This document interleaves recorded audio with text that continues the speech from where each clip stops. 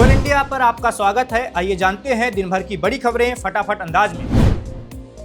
आंध्र प्रदेश के श्रीकाकुलम में स्थित वेंकटेश्वर स्वामी मंदिर में शनिवार को अचानक भगदड़ मच गई। इस भगदड़ में 9 लोगों की मौत हो गई और कई लोग घायल हो गए। बताया जा रहा है कि एकादशी के अवसर पर मंदिर में श्रद्धालुओं की भारी भीड़ जमा हो गई थी। राष्ट्रपति द्रौपदी मुर्मू ने आंध्र प्रदेश में हुई भगदड़ पर शोक व्यक्त किया है। उन्होंने कहा कि मैं घटना की खबर सुनकर स्तब्ध हूं। मैं मृतकों के परिजनों के प्रति अपनी गहरी संवेदना व्यक्त करती हूं। इसके साथ ही घायलों के जल्द स्वस्थ होने की प्रार्थना भी करती हूं। बीजेपी के अध्यक्ष जेपी नड्डा ने शनिवार को बिहार के सीवान में एक रैली को वर्चुअली संबोधित किया। इस दौरान उन्होंने कहा कि 1990 से लेकर 2005 तक का लालू प्रसाद यादव और राबड़ी देवी का शासन बिहार के लिए काला युग था। इस दौरान बिहार को हर तरह का नुकसान हुआ है।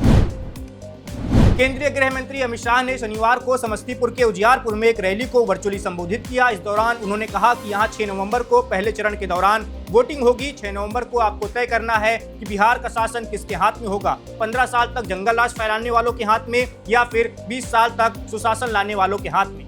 शाह ने यह भी कहा कि एनडीए के सभी 5 दल 5 पांडवों की तरह हैं और एक साथ मिलकर चुनाव मैदान में उतरे हैं। कांग्रेस नेता प्रियंका गांधी ने शनिवार को बेगूसराय के बछवाड़ा में एक जनसभा को संबोधित किया। इस दौरान उन्होंने कहा कि अब जनता जागरूक हो गई है, अब एनडीए के भ्रम में लोग नहीं आने वाले हैं। इसके साथ ही प्रियंका ने कहा कि बिहार में आप जितनी भी फैक्ट्रियां देखते हैं वो सभी कांग्रेस ने ही लगवाई थी। समाजवादी पार्टी के मुखिया अखिलेश यादव भी बिहार के चुनावी रण में कूद गए हैं। उन्होंने शनिवार को दरभंगा में महागठबंधन के पक्ष में वोट मांगे। अखिलेश ने कहा कि बिहार की जनता बदलाव के लिए, खुशहाली के लिए और तेजस्वी यादव को मुख्यमंत्री बनाने के लिए इस बार वोट डालने जा रही है।